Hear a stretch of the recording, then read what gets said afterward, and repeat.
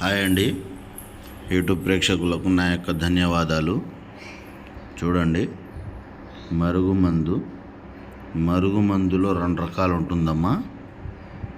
ఒకటి కడుపుకు పెట్టేది, అంటే తినే దాంట్లో కానీ తాగే దాంట్లో కానీ కలిపి పెట్టేది. ఇంకొకటి బట్టలకు కానీ చెప్పులకు కానీ ఒంటికి కానీ తలకు కానీ పూసేది, అది తైలం. ఇది తైలం అంటే చూడండి అమ్మా, ఇది పెద్ద బౌల్లో ఉన్నది, ఇది తైలము. ఇది బట్టలకు కానీ చెప్పులకు కానీ ఒంటికి కానీ తలకు కానీ పూసేదన్నమాట. చూడండి, ఇది